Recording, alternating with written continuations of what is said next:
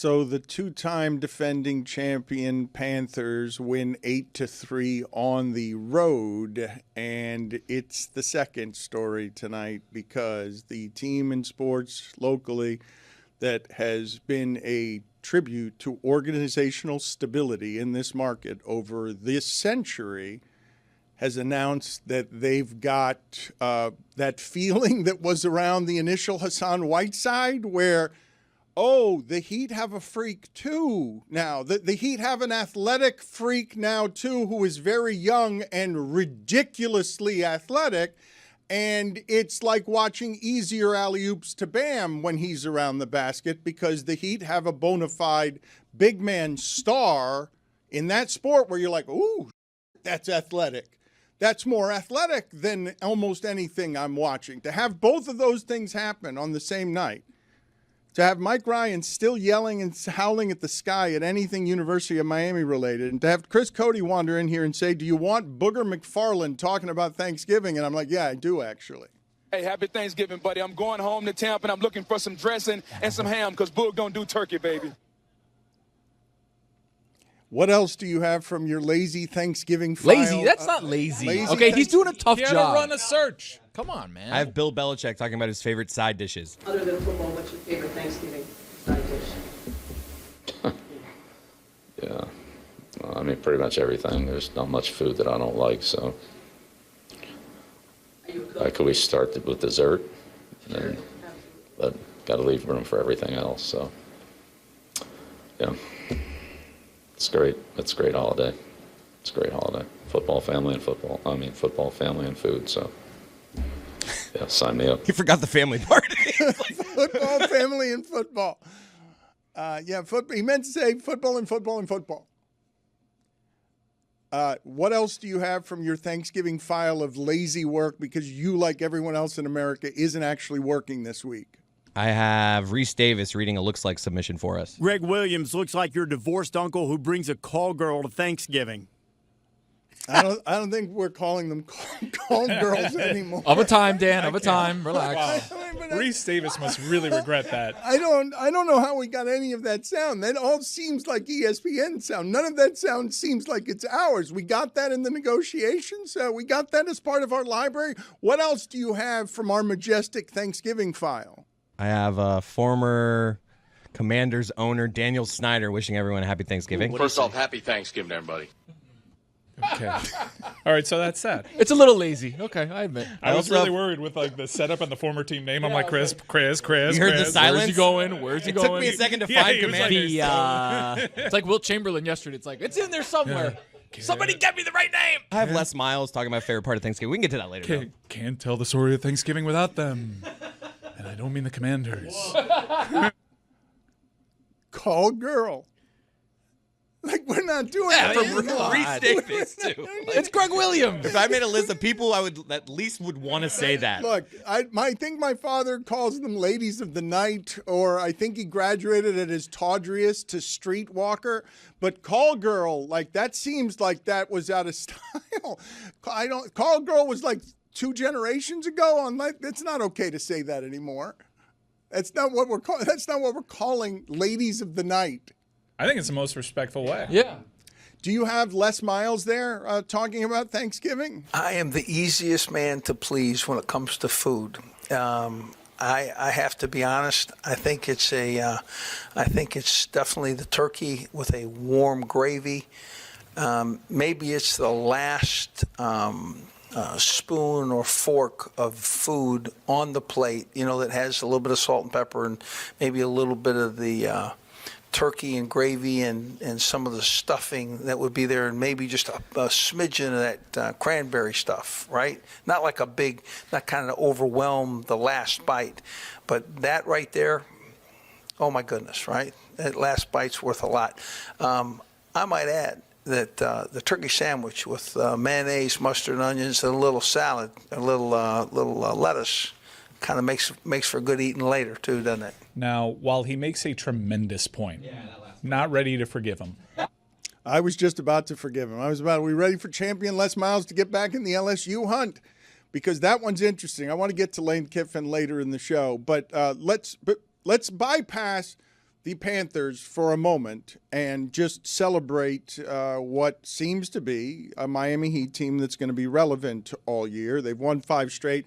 Now, you might want to pay attention. Detroit won 13 straight. Like, they've lost twice, and Detroit is really good, but Miami is going to try with style of play, with, I dare say, revolutionary style of play in terms of what they're trying to do pace-wise. No, it is, because they are on pace right now to set an NBA record for fewest ball screens in league history. Can you settle a little mystery that I've had with you since yesterday? You texted me yesterday, you have a good team. And then 20 minutes later, I didn't respond to it. You're like, oh, I'm sorry, that text wasn't for you.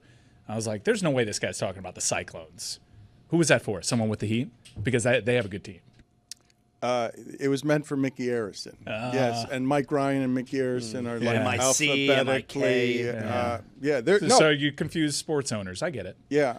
Your Cyclones, your Cyclones also are owner friends. Your Cyclones, representative standard bearers in the market, more first places than not during their tenure. We don't need to get into it. Been a bit of a dry spell for the Cyclones, but we are the top seed with 2 weeks left to go in the season. But damn, we have a bueno predicament. Yeah. Bueno's been out all year.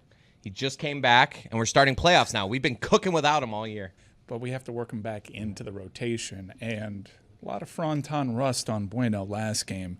Now, the league has come down and made a ruling. Robin's been such a great replacement for us. They said Robin gets half the playoff matches, and Bueno gets half the playoff matches, which is great if Bueno is in form. But if we're dealing with Rusty Bueno, Dan, we have a good thing going here. It's kind of like Tom Brady and Drew Bledsoe. I was going to say it's kind of like Tyler Herro, except we learned Tyler Herro is still awesome, and the Heat are going to be better with him. We learned nothing about Tyler Herro. He fits the offense. How can you say that? That was like the worst offensive performance of the season. And how about Simone Fontecchio make a shot? They were 5 of 27 from 3. Like, it had nothing to do with Tyler Herro. No, Tyler Herro, I looked at the box score. I didn't watch the game. But Tyler Herro seems sweeping judgment. He seemed to have had a good game. No. But I also looked at the box score, and I'm like, wow, Tyler Herro really fits in nicely. He helped the team win. And then I see box score, Norm Powell, 0 minutes. I'm like, that's the one. Well, but I can stop you for just a moment, because it was fun. It was fun going between championship excellence on my televisions, because I wasn't watching 2 games at once. I was toggling between them, and so I'm watching the Panthers throttle. What a team! Throttle Nashville. Score 8 goals against Nashville, and I'm watching that. But I'm also watching what has been the standard bearer for sports in this market over 25 years, took the city away from the Dolphins. I'm watching this science lab across the street over here that we all know to be like a bit of a military school for we will sharpen the 10 best players into something and try and change the sport once we get out from what this Jimmy thing was. What you saw from Tyler Herro last night that is most encouraging is the game's going to be made very easy for him this way if you're going to open up the floor that way and have him just be super efficient mid-range when he's killing you in the mid-range. Now, they missed 1 million shots last night. Like that Dallas, they were playing the 3rd time in 4 nights. Dallas stinks. It was like 0-0 like midway through the first quarter. Dallas stinks. Wasn't it 8 minutes without 8 minutes, basket? It was 0-0. Both teams started like 0 for 6. Heat were 0 for like 3 I think from it was the free 1 throw. for 14 combined at one point. Let's not get lost in the minutia of the following. Okay, yes, you could have lost last night. Clay could have taken the 3 or not passed it up, or you could have lost. You should have lost. You threw the game away at the end, and Dallas just missed those shots at the end, and it would have been a really bad loss at home. But macro on what we're talking about here, they're going after this season with a pace that doesn't have a precedent, that numerically you will see the time spent in the half court. When they run on you, they will wear you down in the 4th quarter. And they have at the center of it, in Kel'el Ware, what appears to be a bit of an extraterrestrial. Like, this is Hassan Whiteside if you can sharpen it in the new age of like, oh, that's going to block, that's going to wipe glass, that's going to make threes, that's going to dunk on you with easy lobs. Isn't it also important to remember, though, like when we were seeing these kind of numbers from Hassan Whiteside, Hassan wasn't shooting threes, Kel'el was doing that, but also when Hassan got to the Heat, he was like 26 years old. Yeah. And Kel'el wears what? 20? So that's probably a major difference. Well, this is a bit of a spaceship, is what I'm saying, because I thought Hassan was almost 29. I thought, but spaceship is a good word. Where's 21? When you consider they're both a bit dubbed to be astronauts. Let's just put that kindly. Okay, but so fine. Don't forget, like, you've had some of that, like, Spo's called Ware out publicly. Like, this guy needs to learn how to be a pro. And look how he's responded. So far, so good. I'll do it. No one else wants to do it. I'm going to look back at Riley, Pat, Jeremy. I'm sorry. Thank you. We're Why are you saying sorry. so to Jeremy? We've doubted. Thank you. This guy for a couple years. We wanted to get rid of. We wanted Kevin Durant. Get rid of Ware. Get Kevin Durant. Like Jeremy. Get rid of I see Ware. what you guys saw. I'm sorry. Thank you. Kevin Durant would look nice in this offense. I know he's dealing with something right now. No, that you would, don't think so? No, For who? I'll give him Jovic. No, it would smother the usage rate. Like it would look. I'm kind of startled to see this part of it, right? Because I've told you before, we can concede, right? Hold on. Kevin Durant would smother the usage rate, but Tyler Herro isn't? That's why I said I'll give him Jovic. I'm sorry. I'd much rather have Kevin Durant have Tyler Herro's usage rate in this offense than Tyler Herro. Look, we can discuss this again if you want, because I know that you would have liked to play an all or nothing season on whatever is left of Kevin Durant, which might be a push in Houston that makes them a good deal better, because that's an unstoppable player. Wow. Thank you for opening that door over there. It was going so well for the Pro Heat guys, but I seized on this one. No, but wait a minute. I want to stop you for a second. I do want to stop you for a second, because can we trust that the people across the street over here, that they know a little bit more about the science of what they're doing than we do? No.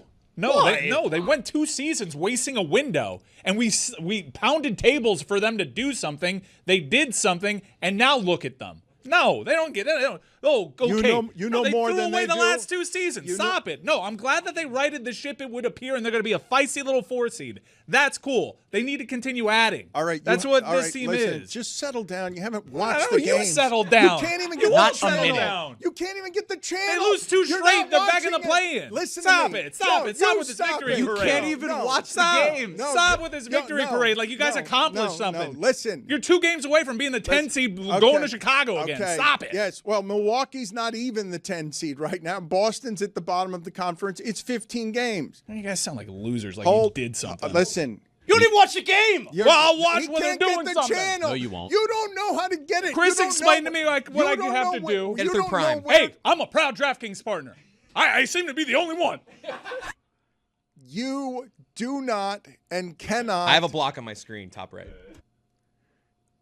Find the Heat. We are asking you if you're watching these things, because this part I think is going to be annoying to Tony and Jeremy if I'm feeling what they're feeling correctly. Jeremy is someone who loves the Heat, and Tony is someone who loves basketball, just basketball, the art of basketball. To have you come over and not even be able to find the Heat on a channel, so you don't know the enthusiasm that Kel'el Ware is actually producing for the fan base, because He was like the leader last night. Hey, let me be clear. I know how to find it. I just don't want to support that regional network. But Chris is like, oh, you can support Bezos. I'm like, that's way better.